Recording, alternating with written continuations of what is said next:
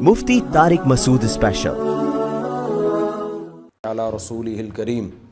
اعتکاف کے حوالے سے کچھ فضائل اور مسائل آپ کے سامنے پیش کرنے ہیں۔ اعتکاف وہ عمل ہے جو رسول اللہ صلی اللہ علیہ وسلم نے پابندی سے فرمایا۔ جب آپ صلی اللہ علیہ وسلم کا آخری وقت تھا، عمر کا آخری حصہ تھا، تو اس میں آپ صلی اللہ علیہ وسلم پابندی سے اعتکاف فرمایا کرتے تھے۔ دنیا کی ہر قوم میں اعتکاف کی عبادت رہی ہے۔ جو بت پرست لوگ ہوتے تھے وہ فَنَظَلُّ لَهَا عَاكِفِينَ، قرآن کہتا ہے کہ وہ بھی بتوں کے سامنے جو ہے وہ ادب سے اور اس خاص قسم کی ہیئت بنا کے بیٹھ جایا کرتے تھے۔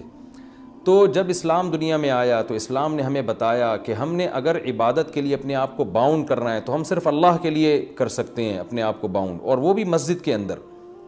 تو نبی صلی اللہ علیہ وسلم نے مسجد میں اعتکاف فرمایا۔ اس وقت سے لے کے آج تک امت آپ صلی اللہ علیہ وسلم کے اس عمل کو فالو کر رہی ہے۔ اس کی فضیلت کیا ہے؟ رسول اللہ صلی اللہ علیہ وسلم نے فرمایا ایک دن کا اعتکاف، بشرطے کے اخلاص کے ساتھ ہو، ایک دن کا اعتکاف آپ نے فرمایا انسان کو جہنم کی آگ سے ایسے دور کر دیتا ہے جیسے زمین اور آسمان کا جیسے فاصلہ ہے۔ تو اس عبادت کا بنیادی مقصد یہ ہے کہ انسان پورے سال دنیا کے کاموں میں مشغول رہتا ہے، وہ سال میں کچھ دن اللہ کے لیے نکالے۔ جیسے کوئی شخص ہجرت کرتا ہے اللہ کے لیے، اپنے گھر بار کو چھوڑتا ہے، تو معتکف بھی ایک نوعیت کی ہجرت کرتا ہے۔ وہ اپنے بیوی بچوں کو، اپنے اہل و عیال کو، اپنے رشتہ داروں کو چھوڑ چھاڑ کے اللہ کی گھر میں اور مسجد میں آ کے وہ پڑ جاتا ہے۔ تو اللہ کو یہ عمل بہت محبوب لگتا ہے کہ اتنی مصروفیتوں میں جب لوگ دنیا کی گہما گہمیوں میں مبتلا ہیں، کوئی شخص میری خاطر سب کچھ چھوڑ چھاڑ کے میرے گھر میں آ کے پڑ جاتا ہے کہ اللہ جب تک تو مجھے معاف نہیں کرے گا، جب تک تو مجھے سیدھے راستے پہ چلنے کی توفیق نہیں عطا فرمائے گا، گویا میں تیرا در چھوڑوں گا نہیں۔ تو اللہ کو یہ عمل بہت محبوب ہے، اور پچھلی امتوں میں بھی کسی نہ کسی درجے میں یہ عمل مختلف شکلوں میں مشروع رہا ہے۔ آپ صلی اللہ علیہ وسلم نے اس کی فضیلت بھی بیان کی، اور فقہائے کرام نے قرآن و سنت ہی سے اعتکاف کے مسائل بھی نکالے۔ تو اعتکاف کی سب سے بڑی فضیلت کیا ہے؟ ایک تو وہ فضیلت کہ جو حدیث میں بیان کی کہ مشرق اور مغرب میں جو فاصلہ اور آسمان اور زمین میں جو فاصلہ ہے، اتنا اللہ تعالیٰ جہنم کی آگ سے انسان کو دور کر دیتے ہیں۔ دوسری فضیلت اعتکاف کی کہ اس میں ہم آپ صلی اللہ علیہ وسلم کی ایک سنت کو فالو کر رہے ہوتے ہیں، جو کام نبی نے کیا ہم وہ کر رہے ہوتے ہیں۔ اور قرآن کہتا ہے لَقَدْ كَانَ لَكُمْ فِي رَسُولِ اللَّهِ أُسْوَةٌ حَسَنَةٌ، تمہارے لیے محمد صلی اللہ علیہ وسلم کے عمل میں اسوہ حسنہ، ایک اچھا نمونہ ہے، جیسے انہوں نے زندگی گزاری تم بھی ایسا کرو۔ تو نبی صلی اللہ علیہ وسلم کی سنت اس سے زندہ ہوتی ہے۔ دوسری فضیلت، تیسرا فائدہ اعتکاف میں کیا ہوتا ہے کہ آپ 10 دن جب مسجد کے ماحول میں گزارتے ہیں، مسجد کی ایک روحانیت ہوتی ہے، مسجد گناہوں سے پاک جگہ ہے، تو اس کچھ بھی نہ کریں، اس روحانیت کے اثرات آپ کے دل کے اندر جذب ہوتے ہیں، لاشعوری طور پر آپ کا دل اندر سے تبدیل ہوتا ہے۔ یہ اعتکاف کا تیسرا فائدہ۔ چوتھا فائدہ، آپ کو 10 دنوں تک باجماعت نماز پڑھنے کی توفیق ملتی ہے، آپ کو مسجد میں عبادت کی توفیق ملتی ہے، فارغ علماء کے بیانات سننے کی آپ کو توفیق ملتی ہے۔ یہ ایک بہت بڑا فائدہ ہے اعتکاف کا۔ اور سب سے بڑا فائدہ کیا، جو حدیث میں بھی منقول ہے، اور آپ صلی اللہ علیہ وسلم نے اعتکاف کی مشروعیت کی ایک وجہ یہ بھی بیان کی ہے کہ اس سے انسان کو لیلۃ القدر نصیب ہوتی ہے۔ آپ صلی اللہ علیہ وسلم لیلۃ القدر کی رات کی تلاش میں بھی اعتکاف فرمایا کرتے تھے، 10 دنوں کے لیے مسجد میں آ کے بیٹھ جایا کرتے تھے۔ تو معتکف کو یقینی طور پر لیلۃ القدر کی رات ملتی ہے۔ بالفرض اگر وہ سوتے ہوئے میں بھی لیلۃ القدر کی رات گزر جائے اور اس سے عبادت نہ ہو سکے، تو کم از کم اعتکاف والی عبادت تو اس کو لیلۃ القدر میں ملے گی۔ وہ قیامت کے دن یہ تو کہہ سکتا ہے اے اللہ لیلۃ القدر کی رات میں نے کوئی عبادت نہیں کی، لیکن اعتکاف والی عبادت مجھ سے ہوئی ہے، اس لیے کہ میں مسجد کے اندر موجود تھا۔ تو اعتکاف والے حضرات کو چاہیے کہ اعتکاف میں اگر آپ کچھ نہیں بھی کرتے، صرف فرض نماز پر اکتفا کرتے ہیں، تو آپ کو اعتکاف کا پھر بھی ثواب ملے گا۔ لیکن یہ جب اللہ کی طرف سے اتنا بہترین پیکیج آپ کو ملا ہوا ہے، آپ فارغ بھی ہیں، رمضان کا آخری عشرہ بھی ہے، اپنے آپ کو آپ نے باؤنڈ کیا ہوا ہے مسجد میں، تو سو کے یہ وقت گزار دینا یہ بہت بڑے اجر سے محرومی کا ذریعہ ہے۔ اس لیے معتکف کو اپنا وقت زیادہ سے زیادہ عبادت میں، تلاوت میں، نماز میں، دعاؤں میں لگانا چاہیے۔ اعتکاف میں انسان کی دعائیں بہت قبول ہوتی ہیں۔ تو رات کا آخری حصہ بھی ہو، اور رمضان کا آخری عشرہ بھی ہو، اور اعتکاف کی حالت بھی ہو، تو یعنی دعا کی قبولیت کا اس سے بڑا سبب کوئی ہو نہیں سکتا.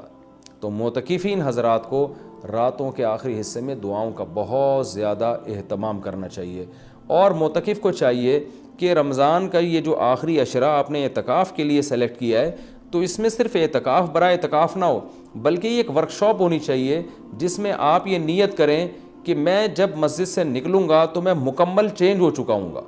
اگر آپ کی داڑھی نہیں ہے آپ اعتکاف میں نیت کریں میں داڑھی کٹانے سے توبہ کروں گا. اگر آپ سود کھاتے ہیں آپ نیت کریں میں 10 دن ایسے گزاروں گا کہ جب میں باہر نکلوں تو میں سود سے توبہ کر چکا ہوں. اگر بد نظری کی عادت ہے آپ 10 دن اعتکاف میں اللہ سے دعا مانگیں کہ مجھ سے بد نظری چھوٹ جائے اور یہ نیت کریں کہ میں اعتکاف میں نکلنے سے پہلے اعتکاف سے نکلنے سے پہلے اس لعنت سے توبہ کر چکا ہوں گا. اگر آپ کو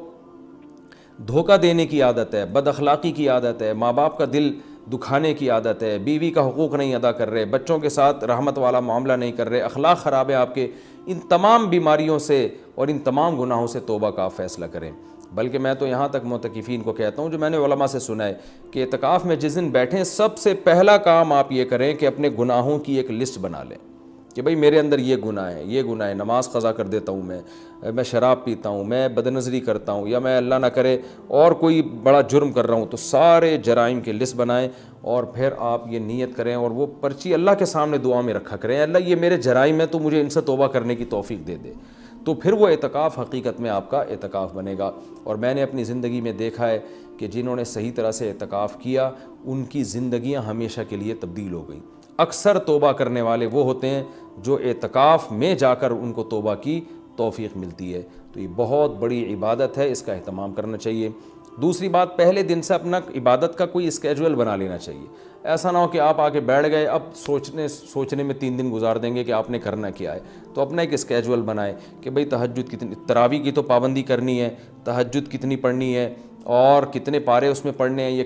کتنی مقدار میں تلاوت اس میں کرنی ہے, تسبیحات کتنی کرنی ہے, کون سی کرنی ہے, دعا کس وقت مانگنی ہے, کتنی دیر مانگنی ہے. یہ پورا ایک اسکیجول پہلے سے ہونا چاہیے آپ کا. کھانے پینے کی ترتیب تو پہلے دن بن جاتی ہے کہ سحری کون لے کر آئے گا, افطاری کون لے کر آئے گا اور رات کا کھانا کون لے کر آئے گا, اور چائے کب پینی اور کون کس وقت لے کر آئے گا. یہ تو ترتیبیں پوری بن جاتی ہیں. تو یہ تو آپ باہر بھی کر سکتے تھے یہ کام. اعتکاف تو عبادت کے لیے ہے. تو عبادت کی ترتیب بنانا یہ چائے اور کھانے پینے کی اور پکوڑے اور سموسوں کی ترتیب سے زیادہ ضروری ہے اعتکاف میں. تو شروع میں اس کا اسکیجول بنا لینا چاہیے. اس بارے میں کچھ مسائل بھی ہیں کہ اعتکاف کن چیزوں سے ٹوٹتا ہے. پہلی بات تو یہ ہے کہ اگر آپ کا روزہ ٹوٹ گیا تو اعتکاف بھی خود بخود ٹوٹ جائے گا. اعتکاف جب بھی ٹوٹے گا تو قضا 1 دن کی ہوتی ہے اس کی. جیسے کسی کا اعتکاف ٹوٹ گیا تو وہ اگلے ہی دن مغرب سے پہلے قضا کی نیت کر لے اور یہ نیت کرے کہ میں جو آج اعتکاف ٹوٹا ہے اس کی میں قضا کر رہا ہوں, کیونکہ وہ سنت اعتکاف تو اب اس کا ختم ہو جائے گا. وہ ایک قضا اعتکاف کرے اور پھر آگے نفلی اعتکاف کی نیت سے مزید دن اگر باقی ہیں تو مسجد میں بیٹھ جائے. تو وہ 24 گھنٹے روزے کے ساتھ قضا اعتکاف کی نیت کر لے گا. یعنی 24 گھنٹے اعتکاف ہوگا اور روزے کے ساتھ, روزہ جو صبح صادق سے غروب آفتاب تک ہوتا ہے. کن چیزوں سے اعتکاف ٹوٹتا ہے میں اس پہ تذکرہ کر رہا تھا. ایک, روزہ اگر ٹوٹ گیا تو اعتکاف بھی ٹوٹ جائے گا. دوسرا, بلا شرعی عذر اگر آپ مسجد سے باہر نکل گئے تو آپ کا اعتکاف ٹوٹ جائے گا. شرعی عذر کیا ہے؟ شرعی عذر ہے سب سے پہلے قضائے حاجت ہے. قضائے حاجت کے لیے آپ جا سکتے ہیں اور اس دوران چلتے چلتے باتیں بھی کر سکتے ہیں. رک کے آپ باتیں نہیں کر سکتے. آپ واش روم تک پہنچے, پتہ چلا جی واش روم کا دروازہ بند ہے, کوئی پہلے سے وہاں موجود ہے, تو آپ اس کے انتظار میں وہیں کھڑے رہ سکتے ہیں. اس سے اعتکاف نہیں ٹوٹتا. وہاں کھڑے کھڑے آپ کسی سے موبائل پہ بھی بات کر سکتے ہیں, آپس میں بھی بات کر سکتے ہیں. ہاں, بندہ باہر نکل آیا اور پھر بھی آپ موبائل پہ لگے ہوئے ہیں تو آپ کا اعتکاف ٹوٹ جائے گا, کیونکہ اب یہ آپ کا کھڑا ہونا یہ شرعی عذر کے بغیر ہے. وضو کے لیے آپ جا سکتے ہیں. جب آپ وضو کے لیے گئے تو نل کا کھولا آپ نے, وضو کے دوران آپ بات چیت کر رہے ہیں, اس سے اعتکاف نہیں ٹوٹے گا. وہ الگ بات ہے وضو کے دوران بات چیت نہیں کرنی چاہیے, لیکن اس سے اعتکاف نہیں ٹوٹے گا کیونکہ آپ نے اس بات چیت میں الگ سے ٹائم نہیں لگایا. وضو کے دوران ہی آپ نے بات چیت کی ہے. وضو آپ نے پراپر طریقے سے کیا اور اب آپ وہاں بیٹھے بیٹھے وضو کی دعا پڑھ رہے ہیں یا کچھ اور پڑھ رہے ہیں تو اس سے بھی اعتکاف ٹوٹ جائے گا, کیونکہ پراپر وضو کرنے کے بعد آپ پر لازم تھا کہ آپ اٹھ کے مسجد میں آئیں. ہاں, جلدی وضو کرنا ضروری نہیں ہے. بعض لوگ وہمی ہوتے ہیں, وہ سمجھتے ہیں میں اعتکاف سے مسجد سے باہر نکل کے وضو کر رہا ہوں تو بہت اسپیڈ میں کریں. ایسا کچھ بھی نہیں ہے. تمیز سے، آرام سے، شرافت سے، اعتدال سے آپ وضو کریں، جو پراپر طریقہ ہے وضو کرنے کا۔ جب آپ وضو میں قلی کر رہے ہیں تو اس دوران آپ ٹوتھ پیسٹ یا برش بھی کر سکتے ہیں مسواک کی نیت سے۔ ہاں، وضو کرنے کے بعد الگ سے پھر یا الگ سے ٹوتھ پیسٹ یا مسواک کرنے کے لیے مسجد سے باہر جانا، اس سے اعتکاف ٹوٹ جائے گا۔ وضو کے دوران وضو ہی کی نیت سے یہ کام کیا جا سکتا ہے، تو اس سے اعتکاف نہیں ٹوٹے گا۔ اسی طرح اگر کسی کے لیے گھر سے کھانے پینے کا انتظام نہیں ہو رہا، کوئی لا کے دینے والا نہیں ہے، تو وہ مجبوراً کھانا کھانے کے لیے بھی باہر جا سکتا ہے، کیونکہ یہ کھانا بھی انسان کی بنیادی ضرورتوں میں سے، آپ ہوٹل سے کھانا خریدنے کے لیے مجبوری میں جا سکتے ہیں اور لا سکتے ہیں۔ غسل کے لیے، فرض غسل کے لیے تو اعتکاف سے باہر نکلنا بالکل جائز ہے۔ سنت غسل کے لیے جو راجح قول ہے، جو دلیل کے لحاظ سے قوی ہے، اس کے مطابق سنت غسل کے لیے آپ اعتکاف کے لیے مسجد سے باہر نہیں جا سکتے، چاہے وہ جمعہ کا دن ہو یا کوئی بھی دن ہو۔ راجح قول بہرحال جمہور کا قول یہی ہے، اگرچہ کچھ علماء دوسرے قول کے بھی قائل ہیں، لیکن جو راجح قول ہے، جو جمہور کا قول ہے، جس پہ فتویٰ اب تک دیا جاتا رہا ہے، وہ یہی ہے کہ آپ غسل نہیں کر سکتے۔ ہاں، یہ ضرور ہے کہ اگر آپ واش روم میں گئے اور وہاں کوئی غسل کا بھی انتظام ہے، جیسے اٹیچ باتھ روم ہوتے ہیں، تو جتنی دیر میں وضو کرنے میں ٹائم لگتا ہے اتنی دیر میں آپ اگر غسل کر لیتے ہیں تو آپ کا اعتکاف نہیں ٹوٹے گا۔ اور ظاہر ہے یہ جب ہی ہوگا جب بغیر صابن کے آپ غسل کریں، جلدی جلدی کپڑے اتار کے بس پانی بہائیں، جتنی دیر میں وضو کرتے ہیں اتنی دیر میں، تو وضو ہی کی نیت سے آپ غسل بھی کر لیں تو پھر اعتکاف نہیں ٹوٹے گا، لیکن اگر آپ نے ٹائم لگا لیا تو ٹوٹ جائے گا۔ گرمیوں میں بہت بڑی پرابلم ہو جاتی ہے، پسینے کی بدبو لوگوں میں آ رہی ہوتی ہے، تو ایسے موقع پر اگر کوئی مسجد میں ایسا انتظام کر لیا جائے کہ مسجد ہی میں کوئی ایسا ٹب ہو جہاں بیٹھ کے کوئی نہا لے اور مسجد گندی نہ ہو، تو اس کی بھی گنجائش ہے، یا صرف سر دھو لے، اور سر تو دھویا جا سکتا ہے، آپ مسجد سے سر تھوڑا سا باہر کریں اور پھر کوئی شخص پانی ڈال کے یا خود ہی آپ پانی ڈال کے اپنے سر کو دھو لیں صابن سے، تو یہ بھی جائز ہے۔ پاؤں آپ کے مسجد کے اندر رہنے چاہیے، پاؤں اگر مسجد سے باہر نکل گئے تو اعتکاف ٹوٹے گا، پاؤں اگر مسجد کے اندر ہیں تو اعتکاف نہیں ٹوٹتا۔ یہ بھی اعتکاف کے کچھ بیسک مسائل تھے۔ اعتکاف کے دوران آپ کسی کے جنازے میں جانے کے لیے مسجد سے باہر جائیں گے، اعتکاف ٹوٹ جائے گا۔ کسی کی عیادت کے لیے مسجد سے باہر نکلیں گے، اعتکاف ٹوٹ جائے گا۔ لوگ کر رہے ہوتے ہیں یہ کام، جی وہ اللہ معاف فرمائے نانی کا انتقال ہو گیا، چاچا کا انتقال ہو گیا تو ہم جا رہے ہیں، تو بھائی نہیں جا سکتے آپ۔ جس کا بھی انتقال ہو گیا اس کے لیے یہیں بیٹھ کے آپ دعائے مغفرت کریں، اور ان کا جنازہ اگر وہیں آ جاتا ہے تو مسجد کے اندر بعض جگہوں پہ صفیں بنتی ہیں، جنازہ باہر رکھا جاتا ہے تو ٹھیک ہے، مسجد سے باہر آپ نہیں جا سکتے۔ اسی طرح ایک اور بھی گنجائش ہے کہ اگر کسی کو اعتکاف کے دوران پہلے سے پتہ ہے کہ مجھے کسی ضروری کام سے جانا پڑے گا، تو وہ مستثنیٰ بھی کر سکتا ہے، یعنی اعتکاف میں بیٹھنے سے پہلے وہ یہ نیت کر لے کہ فلاں دن اتنے ٹائم تک کا جو وقت ہے میں اعتکاف سے خارج کر رہا ہوں، تو وہ فلاں دن جب آئے گا تو وہ مخصوص ٹائم اس کا اعتکاف میں داخل ہی نہیں ہوگا، تو اس دوران وہ مسجد سے باہر جا سکے گا، اس کا اعتکاف نہیں ٹوٹے گا۔ یا وہ یہ کہہ لے کہ جیسے کسی نے پیپر دینا ہے تو وہ یہ نیت کر رہے کہ بھائی میں اعتکاف میں تو بیٹھ رہا ہوں، لیکن میرا ایم اے اسلامیات کا یا میرا اکنامکس کا پیپر ہے، تو میں جب پیپر کا ٹائم ہوگا تو میں جاؤں گا پیپر دینے کے لیے، اور پیپر دے کے فوراً واپس آ جاؤں گا۔ تو پہلے سے جو نیت کر لے گا تو اس میں وہ ٹائم اعتکاف میں داخل ہی نہیں ہوگا، اور اس عمل کی وجہ سے اس کا اعتکاف ٹوٹے گا نہیں۔ البتہ سنت بہرحال یہی ہے کہ پراپر 10 دن تک مسلسل اعتکاف کیا جائے۔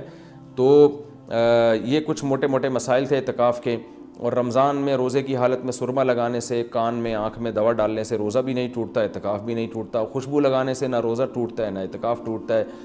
باتیں کرنے سے بھی نہ روزہ ٹوٹتا ہے نہ اعتکاف ٹوٹتا ہے، لیکن اعتکاف میں زیادہ باتیں نہیں کرنی چاہیے، عمل کو زیادہ فوکس کرنا چاہیے۔ اور اگر کوئی گپ شپ لگاتا بھی اعتکاف میں تو اس سے کچھ نہیں ہوتا، لیکن اعتدال سے مسجد کے آداب کا خیال کرتے ہوئے۔ تو اعتدال سے اگر کوئی مسجد میں رہے اور مسجد کے آداب کا خیال کر کے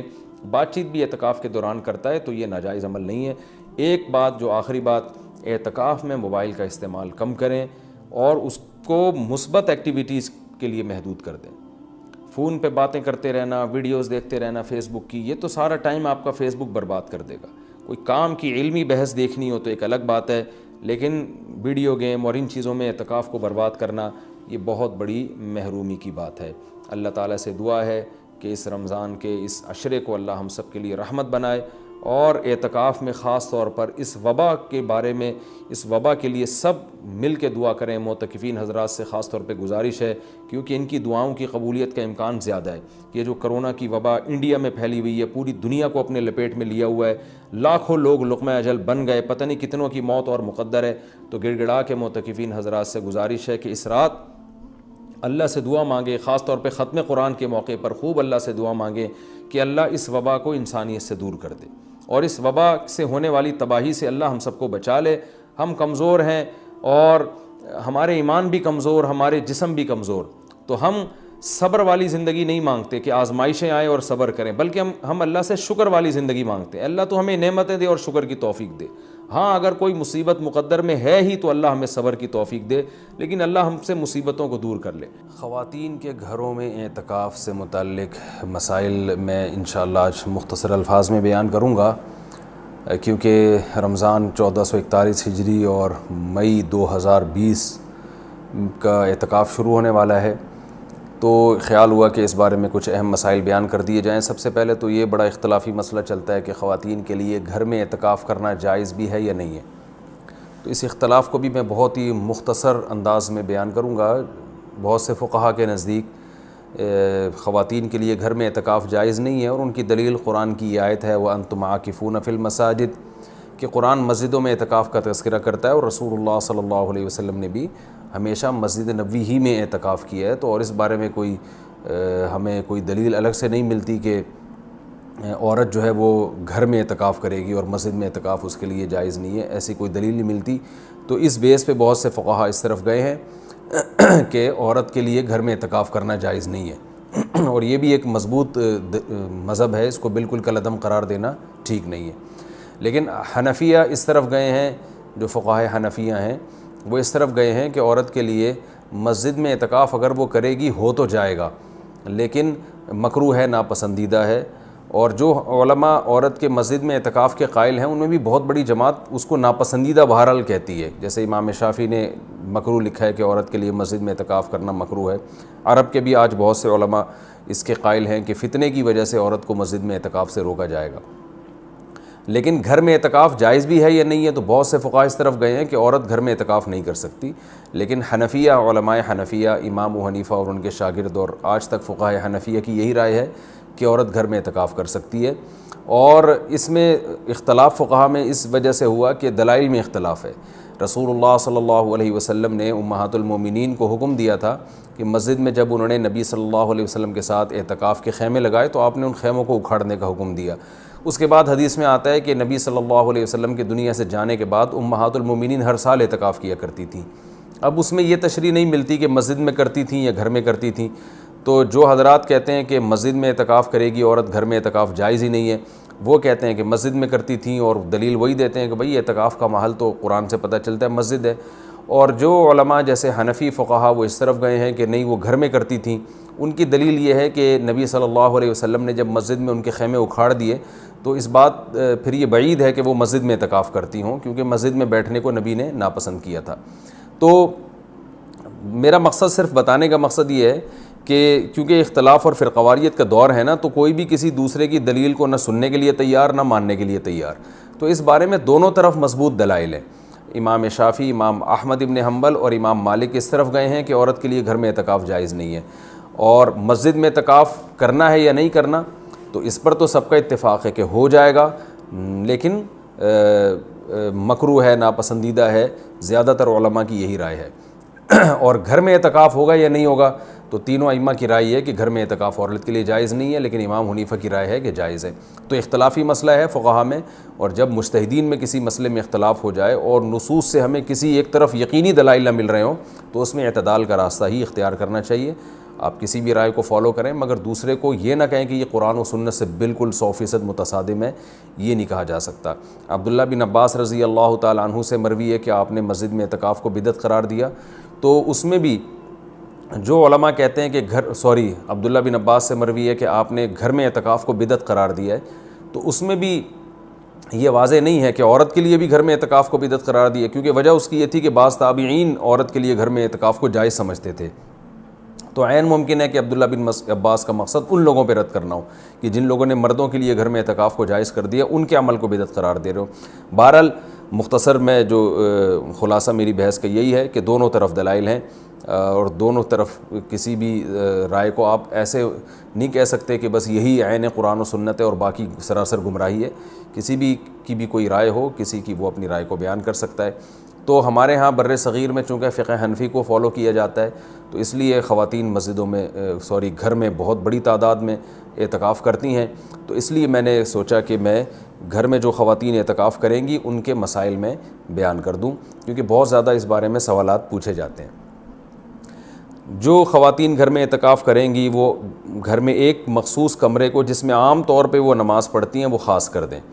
کیونکہ بہت سی خواتین یہ پوچھتی ہیں کہ ہم پورا گھر ہی اگر فرض کر لیں اعتکاف میں، تو میں ان سے کہتا ہوں پھر پورا محلہ ہی فرض کر لیں،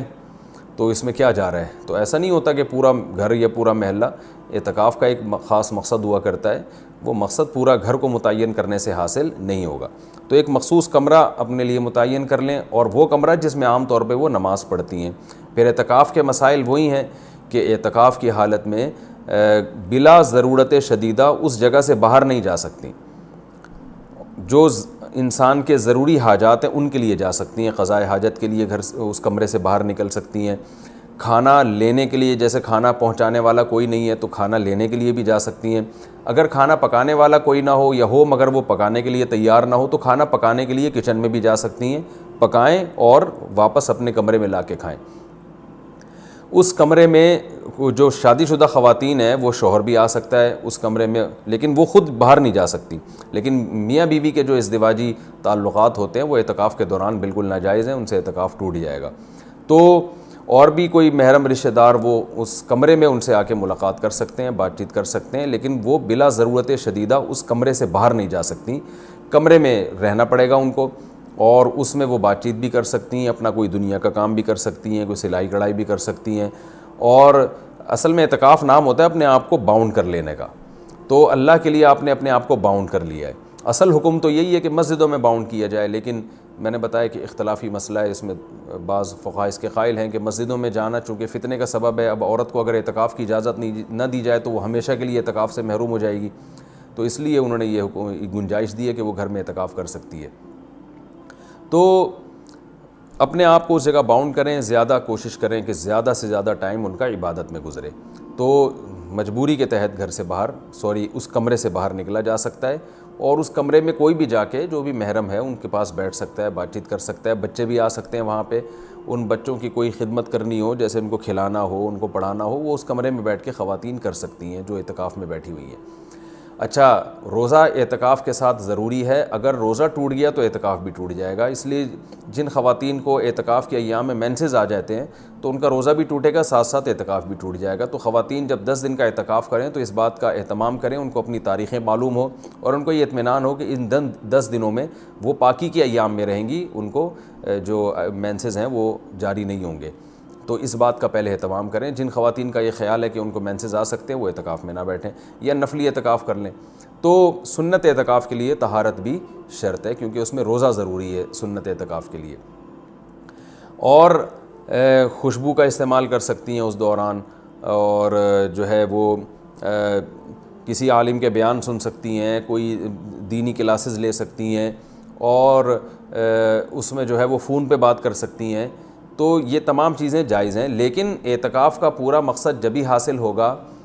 جب عبادت زیادہ سے زیادہ کی جائے، لہذا خواتین جو بھی گھر میں اعتکاف کریں گی ان کو اس اپنا پوری ترتیب اور شیڈول بنانا چاہیے، صبح و شام کی تسبیحات، تلاوت، اور زیادہ سے زیادہ عبادت، اور لیلۃ القدر کا حصول، اور گناہوں سے توبہ۔ رمضان کا جو مقصد ہے، اعتکاف کا جو بنیادی مقصد ہے وہ کیا ہے کہ آپ کی حالت چینج ہو جائے، آپ کو گناہوں سے توبہ کی توفیق مل جائے، تو یہ سب کام کا اہتمام کرنا چاہیے۔ اور مرد جو مسجد میں اعتکاف میں بیٹھیں گے ان کے بھی وہی مسائل ہیں جو خواتین کے ہیں کہ مسجد سے باہر نہیں وہ جا سکتے، مسجد کے اندر رہ کے جو بھی جائز کام ہے وہ کر سکتے ہیں، اس میں اگر کوئی اپنی پڑھائی کرنا چاہیں تو پڑھائی بھی کر سکتے ہیں، اس میں اصل تو یہ کہ عبادت کریں جس کے لیے آپ بیٹھیں یہاں پہ، لیکن جائز کام جتنے بھی ہیں جو مسجد کے آداب کے خلاف نہ ہو وہ بھی اعتکاف میں کیے جا سکتے ہیں، اس میں کوئی حرج نہیں ہے۔ نیال صاحب کراچی سے پوچھ رہے ہیں، میں نے 5 سال پہلے رمضان کا اعتکاف کیا تھا، لا علمی میں مؤذن کے کمرے میں جا کر اذان دے دی تھی، اس وقت کسی نے نہیں بتایا کہ اعتکاف اس عمل سے ٹوٹ جاتا ہے، مجھے اس کا علم ہوا تو میرے لیے کیا حکم ہے، اس کی تلافی کی کیا صورت ہوگی؟ اگر یہ جو مؤذن کا کمرہ ہے یہ مسجد سے باہر آتا ہے، آپ وہاں کی انتظامیہ سے پوچھ لیں، تو پھر آپ جب وہاں گئے تو اعتکاف ٹوٹ گیا، اور اعتکاف جب آپ کا ٹوٹا ہے تو آپ پر ایک دن کا اعتکاف واجب ہے قضا، تو آپ کسی بھی دن مسجد میں جائیں مغرب سے پہلے، اور پھر مغرب کی اذان ہوگی وہاں، یعنی اعتکاف کی نیت سے آپ مسجد میں داخل ہوں، اور پھر آپ اگلے دن مغرب کی نماز کے بعد نکل آئیں، یعنی 24 گھنٹے کا اعتکاف کریں، اور اس دن آپ روزہ بھی رکھیں، مسجد ہی میں سحری کر کے روزہ رکھیں، تو آپ کا روزہ بھی ہوگا اور وہ قضا اعتکاف کی نیت کر کے آپ داخل ہوں گے، تو یہ 24 گھنٹے جو آپ مسجد میں گزاریں گے تو ایک دن کی قضا جو آپ پر لازم تھی وہ اس طرح سے پوری ہو جائے گی، اس طرح سے اس کی تلافی ہو جائے گی۔ تو جس کا بھی اعتکاف رمضان کا ٹوٹتا ہے اس کی قضا کا یہی طریقہ ہے کہ وہ مغرب سے پہلے مسجد میں قضا کی نیت کرے اور روزہ بھی رکھے اگلے دن، اور مسجد میں ٹائم گزارنے کے بعد اعتکاف کی جو پابندیاں ان پر عمل کرے، اور پھر اگلے دن مغرب کی نماز پڑھ کے واپس نکل آئے۔